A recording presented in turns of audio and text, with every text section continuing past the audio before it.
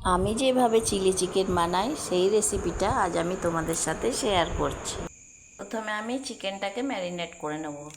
এখানে দিয়ে দিলাম একটা ডিম ফেটিয়ে, এতে দেব একটু রসুন,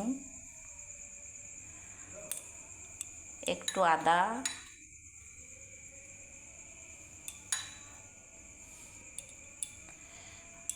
আর দিয়ে দেব একটু নুন,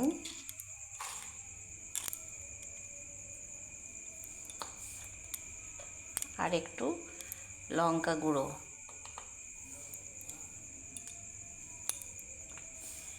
দিয়ে দেব গোলমরিচ গুঁড়ো, একটু গোলমরিচ গুঁড়ো দিয়ে দিলাম, আর দিতে হবে কর্নফ্লাওয়ার।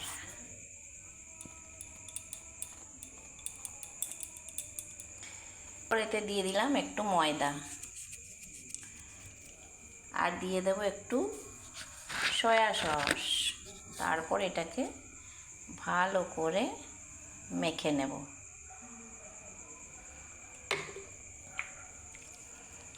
একটু টমেটো সস,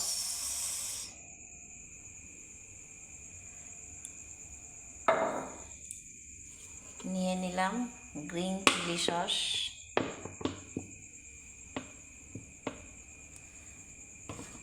আর একটু সয়া সস,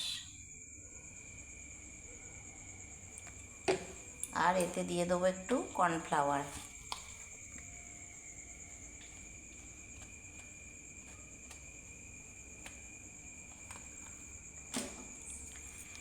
তারপর এটাকে ভালো করে মিক্সড করে রেখে দেব।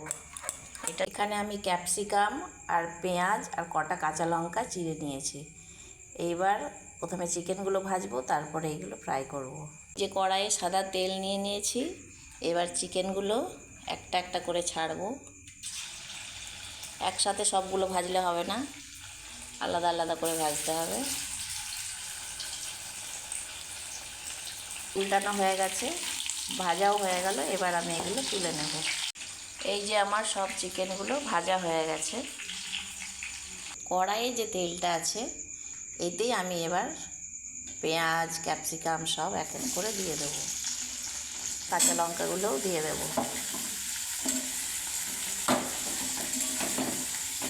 এবার এর মধ্যে দিয়ে দেবো একটু আদা আর রসুন।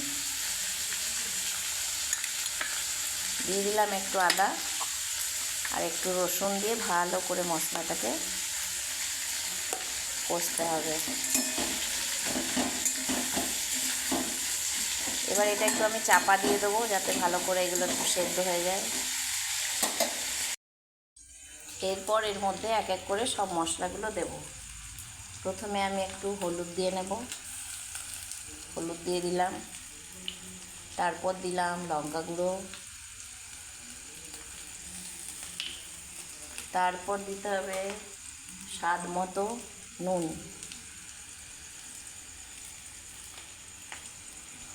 আর দিয়ে দিলাম 1 চামচ চিনি একটু মিষ্টি স্বাদের জন্য।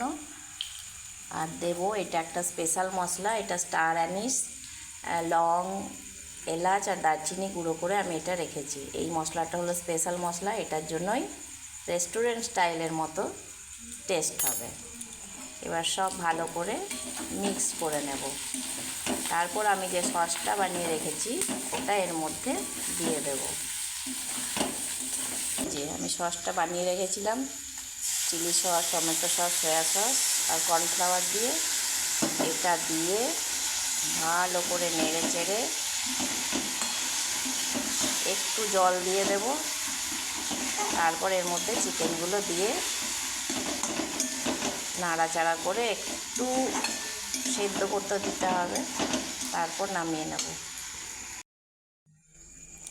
এই যে আমি সব দিয়ে দিয়েছি, এবার এর মধ্যে চিকেনগুলো দিয়ে দেবো।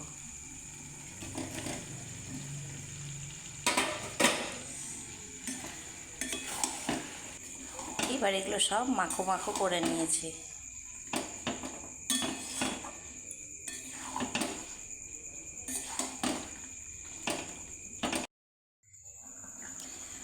কালারটা জাস্ট দেখো বন্ধুরা, কেমন হয়েছে। আমি নিয়ে নেব।